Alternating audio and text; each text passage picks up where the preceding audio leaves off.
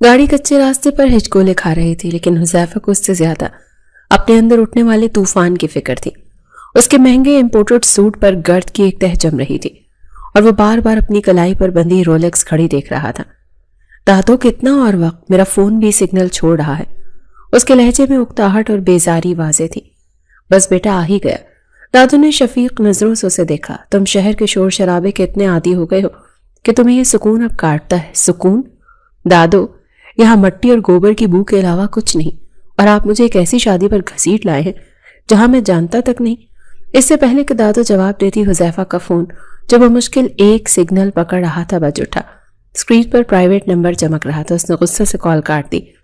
Phone دوبارہ بجا۔ کیا مصیبت ہے؟ اس نے فون اٹھا کر کان سے لگایا۔ ہیلو حذیفہ۔ دوسری طرف سے آنے والی ایک سسکیوں بھری جانی پہچانی نسوانی آواز نے اس کے وجود کو ساکت کر دیا۔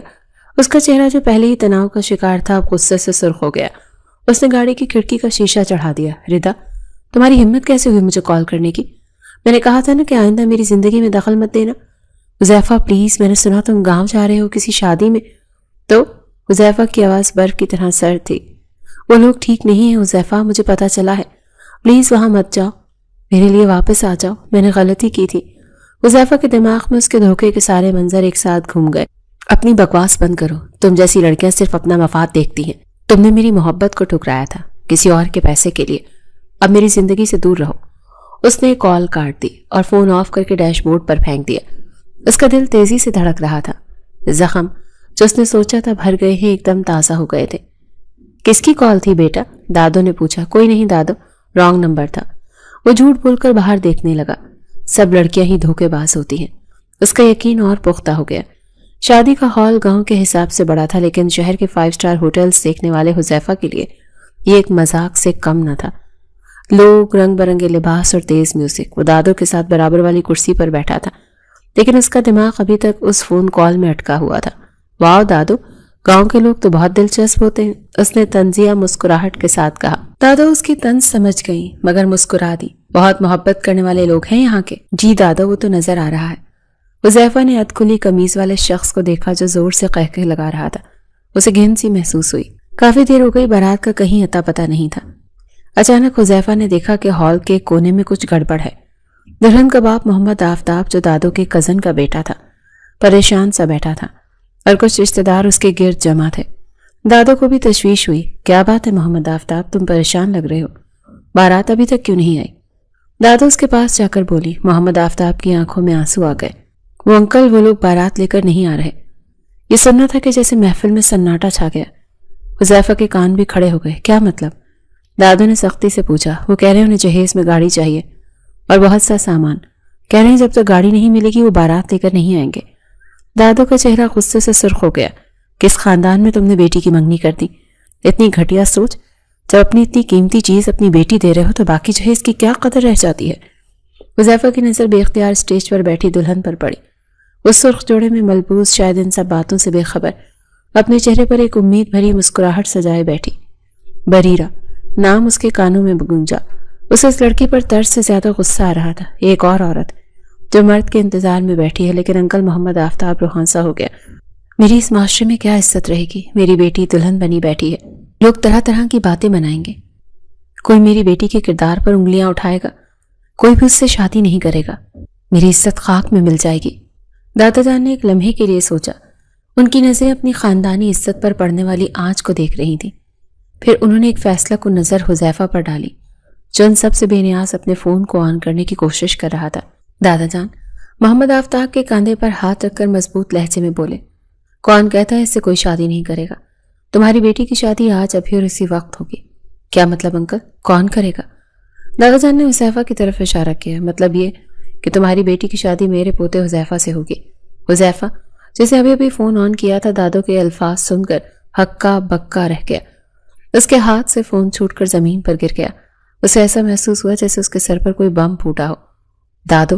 حذیفہ کی آواز اتنی بلند اور سرد تھی کہ اسے آس پاس کھڑے لوگ بھی سہم گئے۔ آپ ہوش میں تو ہیں؟ آپ ہی کیا کہہ رہے ہیں؟ اس سے جھک کر اپنا فون اٹھایا۔ اس کی اسکرین ٹوٹ چکی تھی، بالکل اس کی زندگی کی طرح۔ دادا جان نے سختی سے اس کا بازو پکڑا۔ آواز نیچے رکھو حذیفہ، تماشا مت بناؤ۔ تماشا تو آپ بنا رہے ہیں میرا، وہ غصے سے پھنکارا۔ میں اس گاؤں کی لڑکی سے شادی نہیں کروں گا، کبھی نہیں۔ میں اسے جانتا تک نہیں، ابھی جان جاؤ گے۔ دادا جان اسے کھینچتے ہوئے ہال کے کونے کی طرف لے گئے۔ دادو چھوڑے مجھے، یہ زبردستی ہے، آپ مجھے اس طرح سے مجبور نہیں کر سکتے دادا جان۔ ایک ستون کے پاس رکے اور اس کا بازو جھٹک دیا۔ ان کی شفیق آنکھوں میں اب ایک عجیب سی سختی تھی۔ دیکھو حذیفہ بیٹا، میں نے تمہیں اپنا بیٹا بنا کر پالا ہے، تمہاری ہر خواہش پوری کی ہے، تو آج میری زندگی کا سودا کر کے اس کی قیمت وصول کر رہے ہیں۔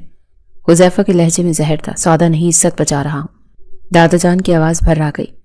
یہ بچی بریرہ ہمارے خاندان کی بچی ہے، اگر آج اس کی بارات واپس چلی گئی تو یہ جیتے جی مر جائے گی، لوگ اس کے کردار کو نوچ کھائیں گے۔ کیا تم یہ برداشت کر لو گے؟ تو میں کیوں؟ حذیفہ چیخا، میں کیوں قربانی کا بکرا بنوں؟ میری زندگی کا سوال ہے، میں کیسے کسی ایسی لڑکی سے شادی کر لوں جسے میں جانتا تک نہیں، اور مجھے گاؤں کی لڑکیوں سے نفرت ہے۔ اس کے ذہن میں ایک بار پھر ردا کی کال گھوم گئی۔ وہ لوگ ٹھیک نہیں ہیں، اس کا دماغ چھنکا، کہیں ردا کا مطلب دادو تو نہیں تھے؟ یہ خیال آتے ہی اسے اپنے دادا سے خوف محسوس ہونے لگا۔ دادا نے اس کی آنکھوں میں جھانکا، اس لیے کہ ایک شہر کی ماڈرن لڑکی نے تمہیں دھوکہ دیا تو تم ساری عورتوں کو ایک ہی ترازو میں تولو گے؟ حذیفہ لاجواب ہو گیا۔ اس کی تکتی رگ پر ہاتھ رکھا گیا تھا۔ دادو پلیز، یہ نہیں ہو سکتا، میری زندگی۔ کون سی زندگی؟ دادو نے اس کی بات کاٹی۔ وہی جو تم اس ردا کے پیچھے برباد کر چکے ہو، جس نے تمہیں چھوڑ کر کسی اور امیر زادے سے شادی کر لی۔ حذیفہ تڑپ گیا۔ آپ کو کیسے؟ میں تمہارا دادا ہوں حذیفہ، باپ بھی ہوں تمہارا، سب جانتا ہوں۔ تم اس کے دھوکے کے بعد سے ہی شادی کے نام سے بھاگتے ہو۔ دادا جان نے اپنا آخری پتہ کھیلا۔ ان کی آنکھوں میں آنسو آ گئے۔ دیکھو حذیفہ، ان کی آواز کانپ رہی تھی، میں نے آج تک تم سے کچھ نہیں مانگا، آج مانگ رہا ہوں۔ اگر تم مجھ سے ذرا سی بھی محبت کرتے ہو تو اس لڑکی کو اپنا لو، میری پگڑی بچا لو۔ حذیفہ کا سارا غصہ، سارا تفاخر اسے ایک آنسو کے سامنے بہہ گیا۔ اور اگر دادا جان نے دل پر ہاتھ رکھا، اگر تم نے آج میری بات نہ مانی تو پھر میرا مرا ہوا منہ دیکھو گے۔ یہ جذباتی بلیک میلنگ کا عروج تھا۔ حذیفہ جانتا تھا کہ وہ پھنس چکا ہے۔ اس کی کل کائنات یہی دادو تھے۔ وہ ان کی موت کے خیال سے ہی کام کیا۔ اس نے شکست خوردہ نظروں سے سامنے بیٹھی اس لڑکی کو دیکھا جو شاید اس کی بربادی کا پروانہ تھی۔ ٹھیک ہے دادو، اس کی آواز بمشکل نکلی، جیسے آپ چاہتے ہیں ویسے ہی ہوگا، بلا لیں مولوی کو۔ چند ہی لمحوں میں ہال کی ساری گہما گہمی ایک عجیب ناقابل یقین خاموشی میں بدل گئی۔ مولوی صاحب کو بلا لیا گیا۔ بریرہ جو اب تک اس سارے ڈرامے سے بے خبر تھی، اسے بھی اس کے باپ نے کچھ سمجھا بجھا کر نکاح کے لیے بٹھا دیا تھا۔ حذیفہ کو شیشے کے سامنے بٹھایا گیا۔ شیشے میں بریرہ کا عکس نظر آ رہا تھا، لیکن اس نے ایک بار بھی نظر اٹھا کر نہیں دیکھا۔ بریرہ بنت محمد آفتاب، قبول ہے۔ دوسری طرف سے کانپتی دبی ہوئی آواز آئی۔ اب مولوی صاحب نے حذیفہ کی طرف متوجہ ہوئے۔ حذیفہ، اس کا دماغ معاف ہو چکا تھا، اسے الفاظ سنائی نہیں دے رہے تھے، اسے صرف ردا کا چہرہ یاد آ رہا تھا۔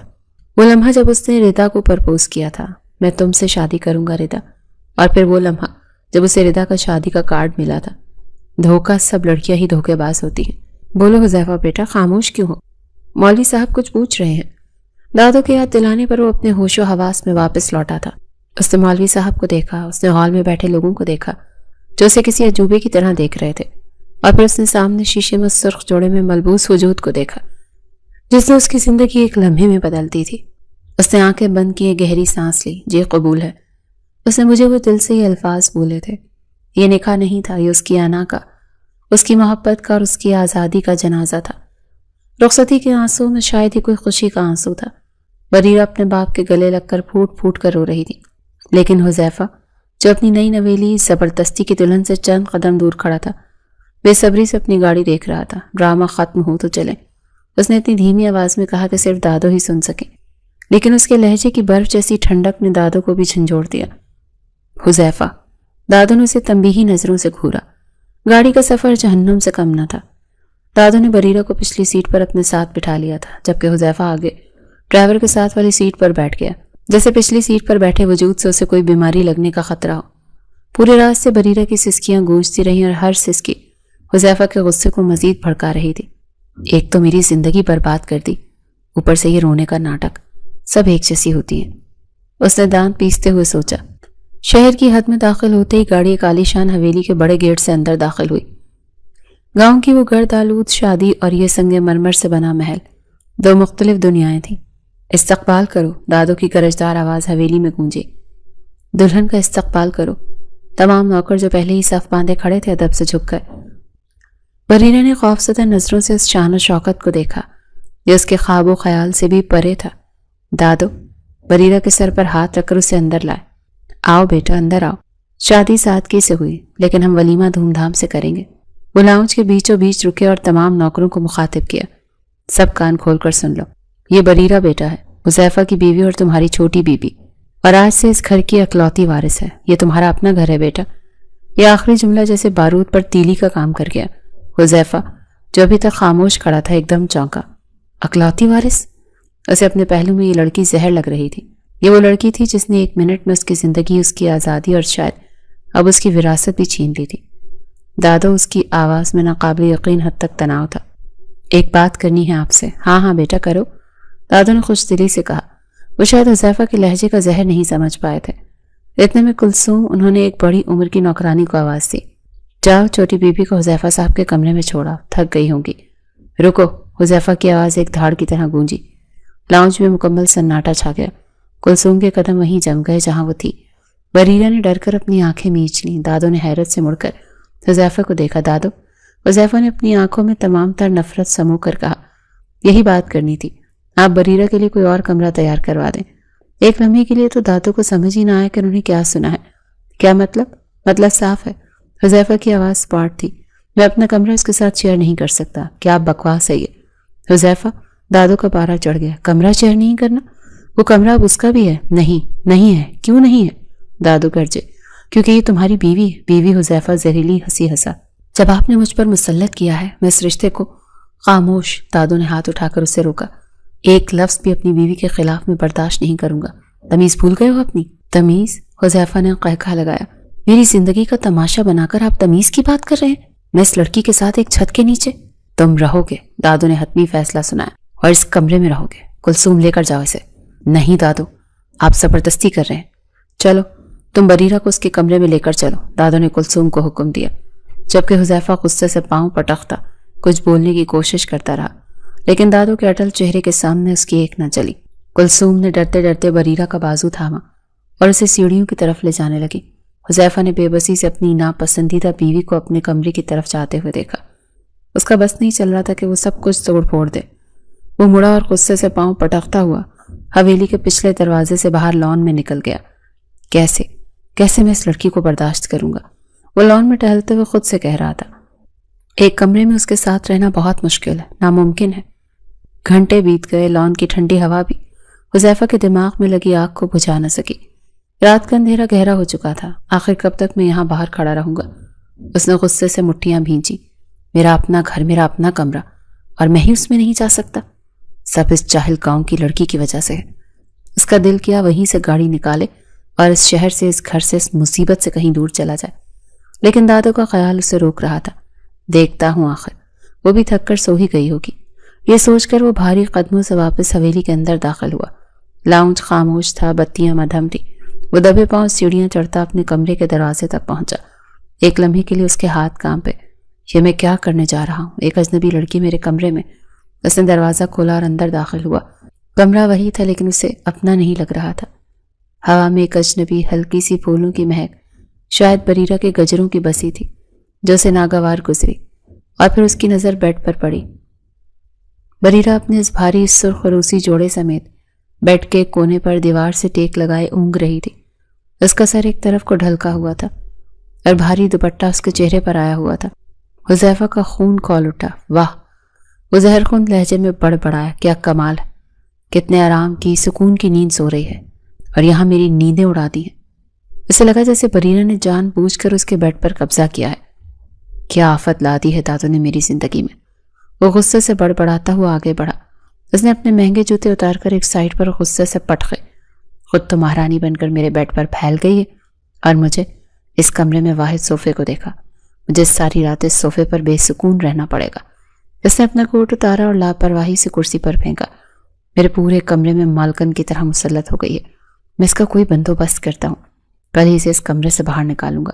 یہ کہتے ہوئے اس نے صوفے پر لیٹ کر اپنی پشت بیڈ کی طرف کر لی۔ اس نے آنکھیں سختی سے میچ لی۔ اس رات کو اس لڑکی کو اور اپنی زبردستی کی شادی کو کوستا رہا۔ کمرے میں کچھ دیر مکمل سناٹا رہا، صرف گھڑی کی ٹک ٹک اور حذیفہ کی غصے بھری سانسوں کی آواز تھی۔ پھر بیڈ پر موجود وجود نے دھیرے سے حرکت کی۔ بریرہ سونے کا ناٹک کر رہی تھی۔ اس نے آنسوؤں سے بھیگی پلکیں دھیرے سے کھولیں۔ اس کی آنکھوں کے سامنے اس اجنبی شخص کی چوڑی پشت تھی جو اب قانونی طور پر اس کا شوہر تھا۔ اسے اپنے ٹھکرائے جانے کا غم پہاڑ جیسا محسوس ہو رہا تھا۔ اس کا دل کٹ کر رہ گیا تھا۔ وہ کیسی دلہن تھی جس کا شوہر اس کی طرف دیکھنا بھی گوارا نہیں کرتا تھا، لیکن پھر اسے اپنے باپ کا روتا ہوا چہرہ یاد آیا۔ وہ لمحہ یاد آیا جب اس کی بارات آنے سے انکار ہو گیا تھا۔ وہ ذلت، وہ رسوائی، اور پھر یہ شخص، یہ اجنبی۔ اس نے ایک لمحے میں اس کے باپ کی پگڑی بچا لی، اس کی عزت کو خاک میں ملنے سے بچا لیا۔ بریرہ کی آنکھوں سے آنسوں کی لڑی بہہ نکلی، لیکن یہ آنسو صرف غم کے نہیں تھے، ان میں اس شخص کے لیے ایک عجیب سا فخر بھی تھا۔ وہ نہ چاہتے ہوئے بھی اس سے نفرت نہیں کر پا رہی تھی۔ یہ میرے لیے قابل عزت ہے۔ اس نے اپنے آنسوں کو دوپٹے کے کونے سے صاف کیا۔ یہ میرے ساتھ جیسا بھی سلوک کرے مجھے قابل قبول ہے۔ اس نے اس شخص کی پشت کو دیکھتے ہوئے دل ہی دل میں عہد کیا، آج سے میری زندگی اس شخص کے نام جس سے میرے باپ کی عزت بچائی۔ یہ سوچتے ہوئے وہ خاموشی سے بغیر کوئی آواز نکالے اپنے آنسو صاف کر کے سیدھی لیٹ گئی۔ اس نے اپنی تقدیر کو، اس اجنبی شوہر کو اور اس نئی کٹھن زندگی کو قبول کر لیا۔ صوفے پر گزری رات نے حذیفہ کے جسم میں اکڑن اور مزاج میں چڑچڑا پن بھر دیا۔ جب اس کی آنکھ کھلی تو کمرہ خالی تھا۔ بریرہ شاید واش روم میں تھی، لیکن اس کی موجودگی کا احساس ہی حذیفہ کو جلانے کے لیے کافی تھا۔ وہ غصے سے اٹھا اور نیچے ناشتے کی میز پر پہنچا جہاں دادو اخبار پڑھ رہے تھے۔ دادو، مجھے آپ سے اس لڑکی کے بارے میں بات کرنی ہے۔ دادو نے اخبار سے نظریں ہٹائے بغیر کہا، کون سی لڑکی؟ اوہ، تم اپنی بیوی بریرہ کی بات کر رہے ہو۔ انہوں نے بیوی پر خاص زور دیا۔ میں اسے بیوی نہیں مانتا، حذیفہ نے دانت پیستے ہوئے کہا۔ آپ اسے کسی اور کمرے میں شفٹ کر دیں، ورنہ کیا؟ دادو نے اخبار طے کر کے میز پہ رکھا۔ ان کا لہجہ سرد تھا۔ ورنہ تم کیا کرو گے؟ گھر چھوڑ دو گے؟ مجھے چھوڑ دو گے؟ حذیفہ خاموش ہو گیا۔ دادو نے گہری سانس لی۔ میں نے تمہارے آفس جانے سے پہلے کلثوم کے ہاتھ کچھ شاپنگ بیگز بھجوائے ہیں۔ بریرہ سے کہہ دینا ان میں سے کوئی اچھا سا جوڑا پہن لے، آخر اس گھر کی اکلوتی بہو ہے۔ مجھے کوئی دلچسپی نہیں۔ حذیفہ کرسی کو زور سے پیچھے دھکیلتا اٹھا اور آفس کے لیے نکل گیا۔ وہ اس عورت کا چہرہ بھی نہیں دیکھنا چاہتا تھا۔ دوسری طرف بریرہ نے خوفزدہ نظروں سے وہ بیگز دیکھے۔ ان میں ڈیزائنر ملبوسات، مہنگی جولری اور اونچی ہیل والے جوتے تھے۔ Be B G, Dada Saheb نے کہا ہے آپ شام تک تیار ہو جائیں، صاحب بس آتے ہی ہوں گے، کلثوم نے کہا۔ بریرہ نے ایک نازک سا پنک جوڑا اور اس کے ساتھ میچنگ پینسل ہیل والی سینڈل نکالی۔ میں نے کبھی یہ ہیل والا جوتا نہیں پہنا، اس نے گھبرا کر سوچا، لیکن وہ شہر کے ہیں، شاید انہیں ایسے ہی کپڑے اور جوتے پسند ہوں، شاید وہ مجھے اس روپ میں دیکھ کر مجھ سے بات کر لیں۔ اس امید پر اس نے وہ لباس پہننے کا فیصلہ کر لیا۔ شام کو جب حذیفہ تھکا ہارا بدترین موڈ کے ساتھ گھر لوٹا تو اس کی نظر لان کے پاس بنے سوئمنگ پول پر پڑی۔ بریرہ وہ پنک جوڑے میں ملبوس، بالوں کو کھلا چھوڑے پول کے کنارے کھڑی تھی۔ وہ گاؤں کی سادہ سی لڑکی نہیں لگ رہی تھی، بلکہ کوئی نازک سی ڈری سہمی گڑیا لگ رہی تھی۔ وہ ہیلز پر بمشکل اپنا توازن سنبھالے حیرت سے نیلے پانی کو دیکھ رہی تھی، جسے زندگی میں پہلی بار سوئمنگ پول دیکھا ہو۔ حذیفہ ایک لمحے کے لیے ٹھٹکا۔ خوبصورت، ایک لفظ اس کے دماغ میں آیا جسے اس نے فوراً جھٹک دیا۔ ڈرامہ، سب ناٹک ہے یہ، میری توجہ حاصل کرنے کے لیے۔ بریرہ نے اسے دیکھا۔ اس کی آنکھوں میں ایک پل کے لیے امید چمکی۔ سنیے، حذیفہ نے اس کی طرف دیکھا تک نہیں، اسے مکمل طور پر نظر انداز کرتا وہ پتھر کا چہرہ بنائے اس کے پاس سے گزر کر سیدھا اندر اپنے اسٹڈی روم میں گھس گیا۔ اسٹڈی روم میں بیٹھ کر بھی اس کا غصہ کم نہیں ہو رہا تھا۔ پہلے میرے بیڈ پر، اب میرے لان میں، اس کا بندوبست تو کرنا ہی ہوگا۔ اس نے اپنا لیپ ٹاپ آن کیا، کام میں دھیان لگانے کی کوشش کی، لیکن دماغ بار بار پول کے کنارے کھڑے اس وجود کی طرف جا رہا تھا۔ تبھی اس کے فون پر ایک ای میل کی نوٹیفیکیشن آئی تو اس کا خون کھول اٹھا۔ اب یہ کیا چاہتی ہے؟ اس نے غصے سے ردا سبجیکٹ ای میل کھولی تاکہ اسے بلاک کر سکے۔ حذیفہ، مجھے پتا ہے تم مجھ سے نفرت کرتے ہو، لیکن پلیز یہ پڑھ لو۔ میں نے سنا ہے کہ گاؤں میں کیا ہوا، مجھے پتا چلا کہ تم نے اس لڑکی بریرہ سے شادی کر لی۔ حذیفہ، جس دن تم گاؤں جا رہے تھے میں نے تمہیں کال کی تھی، میں نے کہا تھا وہ لوگ ٹھیک نہیں ہیں۔ میں تمہارے دادو کی بات کر رہی ہوں، میں ان کی بات نہیں کر رہی۔ وہ لڑکا شاہد جو بریرہ سے شادی کرنے والا تھا وہ میرا کزن ہے۔ وہ لوگ مجرم ہیں، ان کا یہی کام ہے۔ وہ گاؤں کی معصوم لڑکیوں کو پھانستے ہیں، جہیز میں گاڑیاں اور پیسہ مانگتے ہیں، اور شادی کے چند دن بعد لڑکی کو چھوڑ کر بھاگ جاتے ہیں یا اس سے بھی برا سلوک کرتے ہیں۔ میں تمہیں ان لوگوں کے چنگل میں پھنسنے سے روک رہی تھی۔ خدا کا شکر ہے کہ تم نے اس لڑکی سے شادی کر لی۔ حذیفہ، تم نے صرف اپنے دادا کی عزت نہیں بچائی بلکہ تم نے اس لڑکی کی زندگی بھی بچا لی ہے۔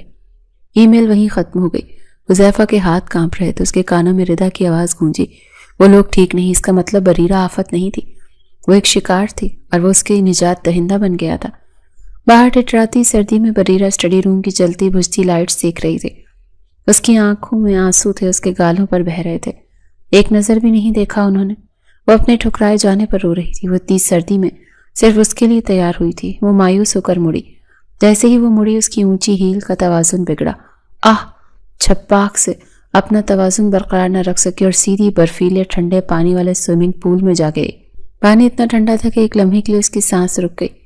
اس نے بمشکل ہاتھ پاؤں مارے اور پول کے کنارے کو پکڑ کر خود کو باہر کھینچنے لگی۔ وہ بری طرح سے کانپ رہی تھی۔ ٹھنڈ اس کی ہڈیوں تک اتر گئی تھی۔ وہ بھیگتی ہوئی ٹھٹھرتی ہوئی بمشکل قدم گھسیٹتی کمرے تک پہنچی۔ اس کی ہمت نہیں ہو رہی تھی وہ ان کلوزٹ تک جائے اور کپڑے بدلے۔ وہ سردی سے کپکپاتی ہوئی وہیں دروازے کے پاس فرش پر ڈھیر ہو گئی۔ اس کا جسم بخار سے تپنے لگا اور اس کے ہونٹ نیلے پڑنے لگے۔ کافی دیر بعد حذیفہ رضا کی ای میل سے پہلے ہونے والی کشمکش میں مبتلا اسٹڈی روم سے نکلا۔ اس کا غصہ کافی کم ہو چکا تھا لیکن الجھن باقی تھی۔ میں اس لڑکی کو آج اپنے کمرے میں نہیں رہنے دوں گا۔ ساری رات میں صوفے پر بے آرام سویا ہوں اور خود آتے ہی میرے بیڈ کی مالکن بن کر بیٹھ گئی ہے۔ اسی غصے میں بڑبڑاتا وہ اپنے کمرے میں داخل ہوا۔ سنو تم، اس کے الفاظ اس کے منہ میں رہ گئے۔ سامنے فرش پر پانی کے تالاب میں بریرہ پڑی بری طرح کپکپا رہی تھی۔ وہ مکمل طور پر بھیگی ہوئی تھی اور ٹھنڈ کے باعث اس کے ہونٹ نیلے ہو رہے تھے۔ ایک لمحے کے لیے حذیفہ کا دل جیسے دھڑکنا بھول گیا۔ بریرہ؟ اس کی چیخ شاید پہلی بار اس کا نام پکار رہی تھی۔ وہ غصہ، وہ نفرت، وہ اسے کمرے سے نکالنے کا ارادہ سب ایک لمحے میں بھاپ بن کر اڑ گیا۔ یہ کیا کیا اس نے؟ پاگل ہو گئی ہے کیا؟ وہ تیزی سے اس کی طرف لپکا۔ اس نے فرش پر جھک کر بریرہ کے گال کو چھوا۔ وہ برف کی طرح ٹھنڈے ہو رہے تھے۔ اس کے نیلے ہونٹ بری طرح سے کانپ رہے تھے۔ مر جائے گی یہ خیال آتے ہی حذیفہ کے دل میں ایک انجانی وحشت دوڑ گئی۔ وہ جو اس کی عقل ٹھکانے لگانا چاہتا تھا اب خود اپنی عقل کھو بیٹھا تھا۔ یہ کیا ہو رہا ہوں؟ اس کے دماغ نے ایک لمحے کے لیے اسے روکا۔ اس لڑکی کو تو میں، لیکن رضا کی ای میل اس کے کانوں میں گونجی۔ تم نے اس لڑکی کی زندگی بچا لی اور اب میں اسے مرنے دوں؟ اس نے مزید نہیں سوچا۔ نفرت کے باوجود اس نے ایک جھٹکے میں بریرہ کے نازک بھیگے وجود کو اپنی باہوں میں اٹھا لیا۔ وہ اتنی ہلکی تھی جیسے کوئی پری ہو۔ وہ اسے اٹھائے سیدھا بستر پر لایا اور احتیاط سے لٹایا۔ قیمتی بیڈ شیٹ اسے ایک لمحے میں بھیگ گئی لیکن اسے پرواہ نہیں تھی۔ بریرہ آنکھیں کھولو، اس نے چہرہ تھپتھپایا۔ وہ کر رہا ہی۔ اس کی پلکیں لرزی لیکن کھل نہ سکی۔ وہ بری طرح کانپ رہی تھی۔ اس کے کپڑے بھی گیلے تھے۔ اسے مار ڈالیں گے، حذیفہ نے وحشت سے سوچا۔ وہ تیزی سے واک ان کلوزٹ تک بھاگا۔ اس نے الماری کھولی۔ ایک طرف اس کے سینکڑوں سوٹ اور شرٹس تھی تو دوسری طرف وہ شاپنگ بیگز ویسے کے ویسے پڑے تھے جو دادوں نے دیے تھے، سوائے سے ایک پنک جوڑے کے جو اب بریرہ کے جسم پر گیلا تھا۔ اس کے پاس پہننے کے لیے کچھ بھی نہیں تھا۔ ایک شدید احساس سے جرم نے اسے جکڑ لیا۔ اس نے یہ ہیلز، یہ سوٹ میرے لیے پہنا تھا اور میں نے اسے دیکھا تک نہیں۔ وہ تیزی سے پلٹا اور دراز سے ایک ٹی شرٹ اور ٹراؤزر نکالا۔ مجھے یہ کرنا ہوگا۔ وہ بیڈ کے پاس آ کر رک گیا۔ اس کے ہاتھ کانپ رہے تھے۔ وہ جس لڑکی کو چھونا بھی گناہ سمجھتا تھا، بریرہ، اس نے اسے پھر جھنجھوڑا۔ ہوش میں آؤ، اپنے کپڑے بدل لو۔ لیکن بریرہ بے سود تھی۔ لعنت ہو، وہ غصے سے چلایا۔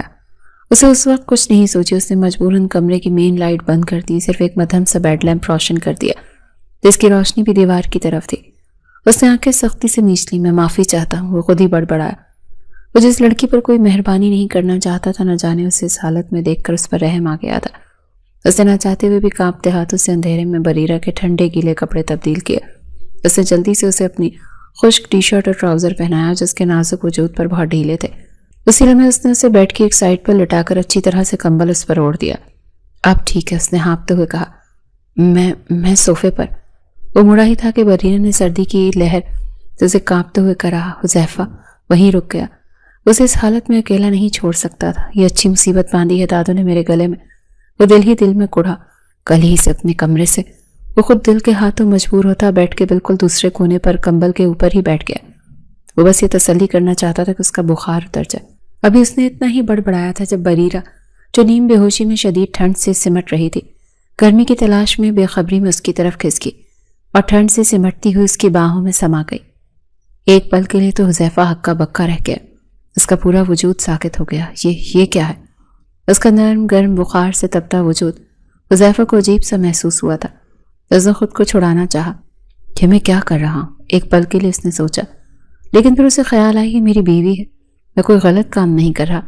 جب بریرہ نے سردی سے دوبارہ جھرجھری لی تو حذیفہ کے دل نے اس کے دماغ پر فتح پا لی. اس نے نہ چاہتے ہوئے بھی اپنے بازو اس کے گرد پھیلا دیے. اس نے بریرہ کو اپنے دونوں بازو میں سمیٹ لیا اور کمبل ان دونوں پر اچھی طرح اوڑھ دیا. صرف آج رات اس نے خود کو سمجھایا، صرف اس لیے کہ یہ مر نہ جائے. لیکن اس کا دل جو ردا کے دھوکے کے بعد پتھر کا ہو گیا تھا، آج اس معصوم بے خبر وجود کے گرمی سے پگھلنے لگا. جب بریرہ کی آنکھ کھلی تو اسے سردی کے بجائے ایک ناشنا سی گرمی کا احساس ہوا. اس کا سر کسی نرم تکیے پر نہیں بلکہ ایک مضبوط بازو پر تھا. اس نے دھیرے سے پلکیں اٹھائیں. 1 انچ کے فاصلے پر حذیفہ کا چہرہ تھا، جو آدھا بیڈ سے ٹیک لگائے بیٹھے بیٹھے سو رہا تھا. اس کا ایک بازو بریرہ کے سر کے نیچے تھا اور دوسرا اس کے گرد ایک حفاظتی حصار کی طرح لپٹا ہوا تھا. بریرہ کا دل جیسے سینے سے اچھل کر حلق میں آ گیا. یہ میں کہاں؟ اس نے رات کا ٹھنڈا پانی، کپکپاہٹ اور پھر اندھیرا یاد آیا، اور پھر اسے اپنے کپڑوں پر نظر پڑی. یہ اس کے نہیں تھے، یہ حذیفہ کی بڑی سی ٹی شرٹ اور ٹراؤزر تھے. شرمندگی کی ایک تیز لہر اس کے بخار زدہ وجود میں دوڑ گئی. انہوں نے اس کی وجہ سے اس کا شوہر ساری رات اس عجیب پوزیشن میں سوتا رہا. وہ ایک دم سے گھبرا کر پیچھے ہٹی. اس کی حرکت سے حذیفہ کی آنکھ فوراً کھل گئی. ایک لمحے کے لیے کمرے میں مکمل سناٹا چھا گیا. دونوں نے ایک دوسرے کو دیکھا. بریرہ کی آنکھوں میں خوف اور شرمندگی تھی، جبکہ حذیفہ کی آنکھوں میں نیند کے ساتھ ساتھ ایک انجانی فکر. رکو! حذیفہ کی آواز رات کے غصے کے برعکس بھاری اور پرواہ کرنے والی تھی. ہلو مت! اس سے پہلے کہ بریرہ کچھ سمجھ پاتی، حذیفہ نے اپنا ہاتھ بڑھا کر اس کی پیشانی کو چھوا. بخار تو ابھی بھی ہے، وہ بڑبڑایا. ٹیمپریچر کم ہوا تمہارا؟ اسے ایک لمحے میں اس کے لمس کی گرمی اور لہجے کی فکر نے بریرہ کو پگھلا دیا. اسے ایسا محسوس ہوا جیسے حذیفہ ہی اس کا اپنا ہو، اور سچ میں اس کا اپنا تھا. اس کی آنکھوں میں آنسو آ گئے. آپ ساری رات بکواس مت کرو. حذیفہ نے اس کی بات کاٹی. وہ شاید اپنی اس نرمی پر خود بھی شرمندہ تھا. فوراً بیڈ سے اٹھا اور اپنا فون اٹھایا. کس کا نمبر ہے؟ ڈاکٹر کا؟ نہیں، بریرہ نے کمزور آواز میں کہا. اس کی ضرورت نہیں، میں ٹھیک ہوں. حذیفہ نے مڑ کر اسے گھورا. تم ٹھیک ہو؟ تم کل رات مرنے والی تھی، تمہارے ہونٹ نیلے پڑ گئے تھے. چپ کر کے لیٹی رہو. اس نے ڈاکٹر کو کال کر کے گھر آنے کا کہا. تھوڑی دیر میں دروازے پر دستک ہوئی. حذیفہ نے سوچا ڈاکٹر ہوگا، لیکن دروازے پر دادو کھڑے تھے. خیریت بیٹا، اتنی صبح صبح ڈاکٹر کو؟ دادو کی نظر کمرے کے فرش پر پڑے بریرہ کے گیلے پنک جورے پر پڑی، پھر بیڈ پر لیٹی بریرہ پر جو حذیفہ کی شرٹ پہنی تھی، اور پھر حذیفہ کے پریشان چہرے پر. دادو کی آنکھوں میں ایک لمحے کے لیے حیرت سمٹ آئی تھی، جو فوراً ایک گہری سمجھدار مسکراہٹ میں بدل گئی. وہ دادو، یہ حذیفہ نے صفائی پیش کرنی چاہیے. کچھ کہنے کی ضرورت نہیں، دادا نے مسکرا کر کہا. میں سمجھ گیا، تم اس کا خیال رکھو، میں ڈاکٹر کو اوپر بھیجتا ہوں. دادو کے جانے کے بعد حذیفہ کو عجیب سی جھنجھلاہٹ ہوئی. ڈاکٹر آیا. اس نے بریرہ کو چیک اپ کیا، سخت سردی لگنے اور بخار کا بتایا، اور کچھ دوائیاں لکھ دیں. ڈاکٹر کے جانے کے بعد حذیفہ خود کچن سے اس کے لیے ناشتہ اور دوائی لائے. یہ لو. اس نے ٹرے اس کے آگے رکھی. پہلے یہ سوپ پیو، پھر دوائی کھاؤ. میں خود لے لوں گی. بریرہ نے کانپتے ہاتھوں سے چمچ پکڑنے کی کوشش کی. تم سے ایک چمچ تو پکڑا نہیں جا رہا. حذیفہ نے اس کے ہاتھ سے چمچ لے لیا. منہ کھولو. وہ جھجکی. بریرہ نے اس نے سختی سے کہا. مجھے غصہ مت دلا، چپ چاپ پی لو. بریرہ نے خاموشی سے نظریں جھکا لی اور حذیفہ نے خود اسے سوپ پلایا، پھر دوائی دی. جب وہ واپس لیٹ گئی تو حذیفہ نے اپنا آفس فون کیا. ہیلو، میں آج آفس نہیں آؤں گا. لیکن سر، آج تو بورڈ میٹنگ، سب کینسل کر دو. اس نے سختی سے کہا. اور کوئی بھی کال مجھے ٹرانسفر مت کرنا جب تک میں خود نہ کہوں. میری بیوی کی طبیعت ٹھیک نہیں ہے. دروازے کے باہر کھڑے دادو نے یہ سب سن لیا. میری بیوی کی طبیعت ٹھیک نہیں، یہ الفاظ ان کے کانوں میں رس کھول گئے. وہ حیران تھے کہ یہ تبدیلی کیسے آئی. وہ حذیفہ جو کل رات تک اس لڑکی کو کمرے سے نکالنے پر تلا تھا، آج اس کے لیے اپنی سب سے اہم میٹنگ چھوڑ کر بیٹھا تھا. دادو مسکراتے ہوئے وہاں سے چلے گئے. کمرے میں حذیفہ کرسی پر بیٹھا لیپ ٹاپ پر کام کرنے کی کوشش کر رہا تھا، لیکن اس کی نظر بار بار بیڈ پر سوئی بریرہ پر جا رہی تھی. کتنی معصوم ہے، اس نے سوچا. ردا کی ای میل اسے یاد آئی. اسے تو پتہ بھی نہیں تھا کہ اس کے ساتھ کیا ہونے والا تھا، اور میں اسی سے نفرت کرتا رہا. سچ میں حذیفہ بریرہ کی محبت میں گرفتار ہو چکا تھا. اس کا نرم وجود اور اس کا معصوم چہرہ اس کے دل پر قبضہ کر گیا. اگلے 2 دن حویلی میں ایک عجیب سی خاموشی طاری رہی. حذیفہ آفس نہیں گیا. وہ کمرے میں ہی رہتا، لیپ ٹاپ پر کام کرتا، لیکن اس کی ساری توجہ بریرہ پر مرکوز تھی. وہ اپنی صوفے پر سوتا تھا، لیکن اس کے رویے کی برف پگھل رہی تھی. دوپہر کے وقت جب بریرہ کی آنکھ کھلی تو اس نے حذیفہ کو فون پر کسی سے دھیمے مگر سخت لہجے میں بات کرتے سنا. نہیں، میں میٹنگ میں نہیں آ سکتا. کیوں؟ اس نے ایک لمحے کے لیے بیڈ پر لیٹی بریرہ کو دیکھا. کیونکہ میں اپنی بیوی کے ساتھ مصروف ہوں. یہ الفاظ اگرچہ کسی اور کے لیے کہے گئے تھے، بریرہ کے دل پر دستک دے گئے. حذیفہ نے کال کاٹ کر فون ایک طرف پھینکا. تم جاگ رہی ہو؟ وہ تھوڑا سا جھنجھلایا، جیسے چوری پکڑی گئی ہو. جی، बरीरा ने कमजोरी से उठने की कोशिश की। आप मेरे लिए अपना काम मत छोड़े, मैं अब ठीक हूँ। तुम ठीक हो? वो तंजिया अंदाज से मुस्कुराया, लेकिन इस तंज में गुस्सा नहीं फिक्र थी। कल रात तुम 103 बुखार में जल रही थी, तुम्हारी वजह से मैं रात भर नहीं सोया। अब चुप करके लेटी रहो जब तक मैं न कहूँ। लेकिन आप सोफे पर। मैं जहां भी सोऊं, इससे तुम्हें मतलब नहीं होना चाहिए। हुज़ैफा ने बात काटी। तुम्हारा काम सिर्फ आराम करना है। वो उठा और अलमारी की तरफ गया। बरीरा ने देखा कि कुलसुम ने कुछ नए शॉपिंग बैग्स लाकर रखे थे। दादू ने फिर से शॉपिंग कर ली मेरे लिए? दादू ने नहीं भेजे। हुज़ैफा की पुश्त उसकी तरफ थी। ये मैं लाया हूँ। बरीरा हैरान रह गई। हुज़ैफा मुड़ा। उसके हाथ में एक सादा सा आरामदेह कॉटन का सूट था। वो जो पूल के पास तुमने पहना था वो बहुत अजीब था। वो सही अल्फाज तलाश कर रहा था। वो दादू लाए थे, मुझे पता है। हुज़ैफा ने सूट बेड पर रखा। तुम इन कपड़ों में आरामदेह नहीं लग रही थी, ये पहन लो। जब हिम्मत हो। वो ये कहकर कमरे से बाहर निकल गया। बरीरा की आंखें आंसू से भर गई। उसने न सिर्फ उसका ख्याल रखा बल्कि उसकी इस बेचैनी को भी महसूस कर लिया जो वो महंगे लिबास और ऊंची हील में महसूस कर रही थी। इस शख्स ने जो उससे नफरत करता था उसकी इतनी गहरी बात नोट कर ली थी। शाम को दादू कमरे में आए। बरीरा अब बेहतर थी और हुज़ैफा के लाए हुए सादा नीले सूट में बालों का जूड़ा बांधे बहुत पुरसुकून और प्यारी लग रही थी। माशाअल्लाह, दादू ने उसे देखते ही कहा, अब लग रही हो हमारे घर की बहू। हुज़ैफा जो लैपटॉप पर झुका था इस तारीफ पर मुस्कुराए बगैर न रह सका। हुज़ैफा बेटा, आज रात का खाना हम सब साथ खाएंगे, नीचे डाइनिंग टेबल पर। दादू ने हुक्म जारी किया। दादू, वो बिल्कुल ठीक है। दादू ने बरीरा की तरफ देखा। क्यों बेटा, आओगी ना? जी दादू। बरीरा ने धीरे से सर हिलाया। रात के खाने पर माहौल तनाव भरा था, लेकिन वो वाला नहीं जो पहली रात था। ये एक झिझक वाला तनाव था। बरीरा ने खामोशी से खाना खाया। हुज़ैफा ने 2 बार उसकी तरफ देखा, ये तसल्ली करने के लिए कि वो ठीक से खा रही है। तो हुज़ैफा, दादू ने बात शुरू की, मैंने कुलसुम से तुम्हारे कमरे में सोफे पर बिस्तर लगवा दिया है। हुज़ैफा के हाथ में पकड़ा नवाला रुक गया। क्या मतलब? मतलब ये कि अगर तुमने अपनी बीवी की बीमारी की वजह से सोफे पर सोना ही है तो कम से कम आराम से सो जाओ। दादू ने शरारत से आंख मारी। बरीरा का चेहरा शर्म से लाल हो गया। दादू, हुज़ैफा ने गुस्से से उन्हें देखा। क्या दादू? वो हंसे।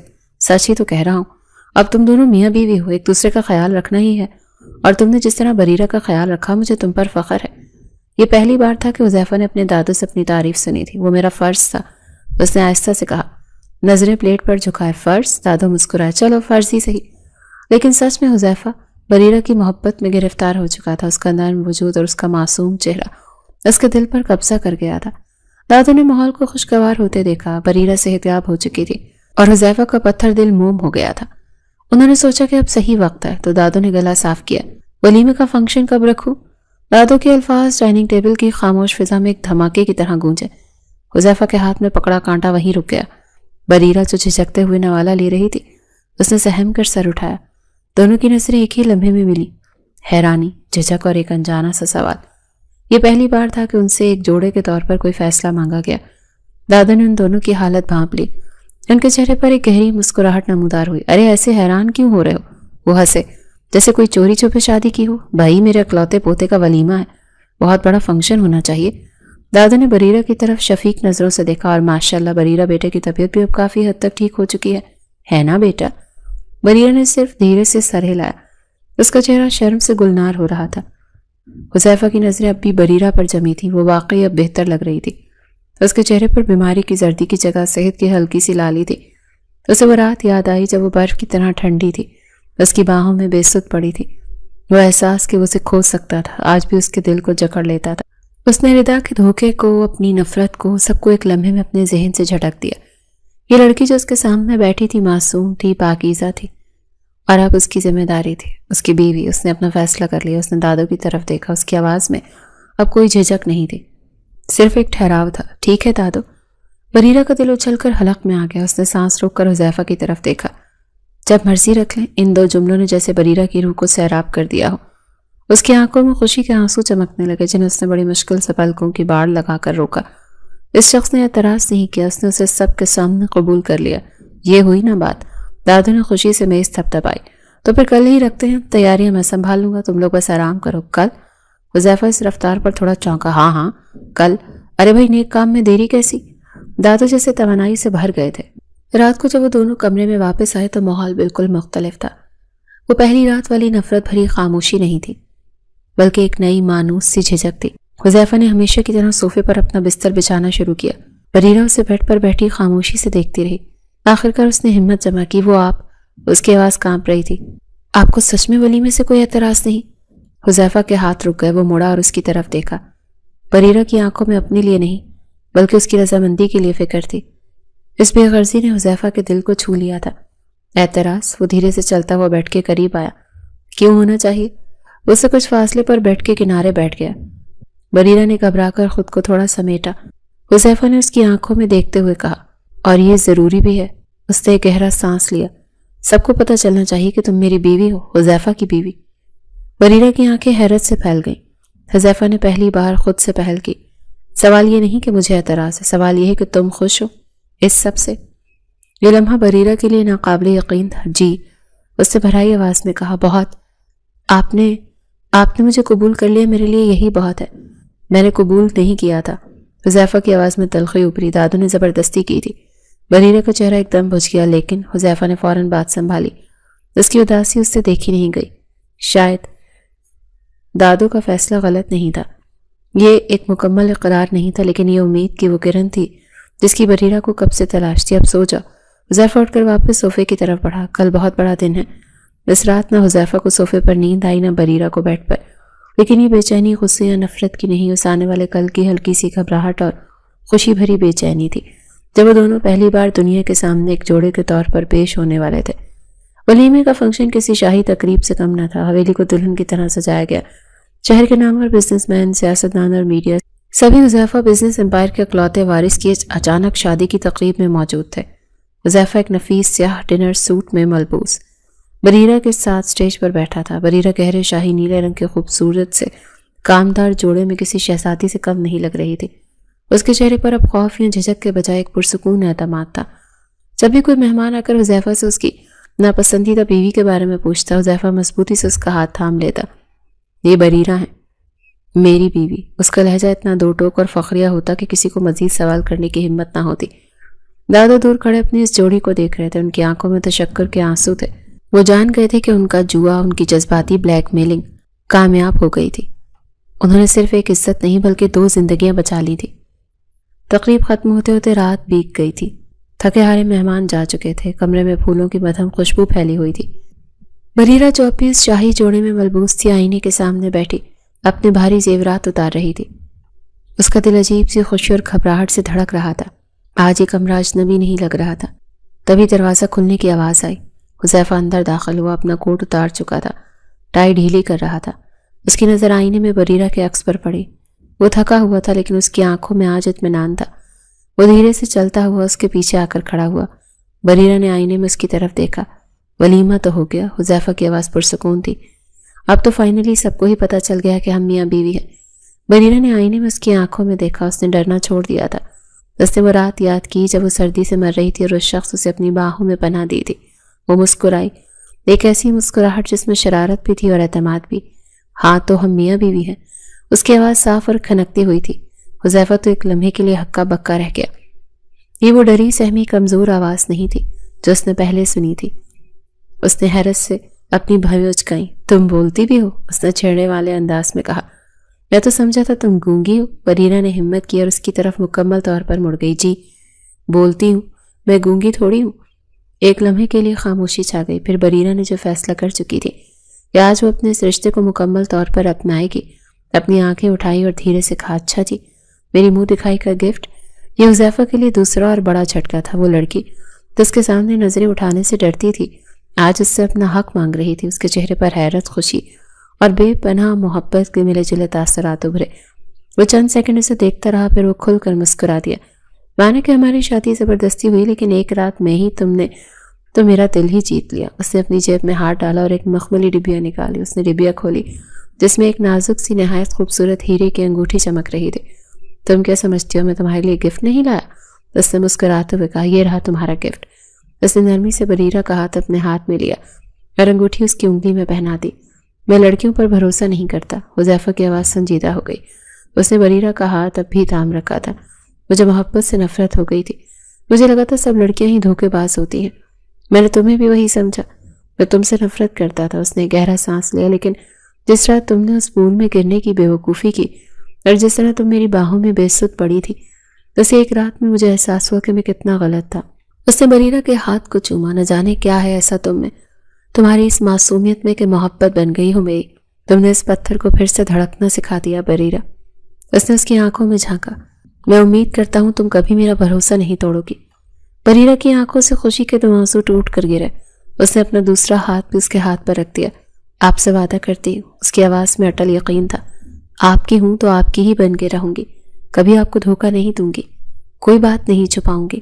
اس نے حذیفہ کی آنکھوں میں دیکھتے ہوئے کہا، آپ نے میرے باپ کی عزت بچائی، آپ میرے محسن ہیں، اور اب آپ میرے شوہر ہیں، میری محبت ہے۔ اس رات اس کمرے میں دو اجنبی مکمل طور پر ایک ہو گئے، اور اس دن کے بعد سے بریرہ نے سچی بیوی ہونے کا ثبوت دیا۔ اس نے حذیفہ کی ہر ضرورت کا خیال رکھا، اس کے کپڑوں سے لے کر اس کے کھانے تک، اس کے بزنس کے تناؤ سے لے کر اس کے آرام تک۔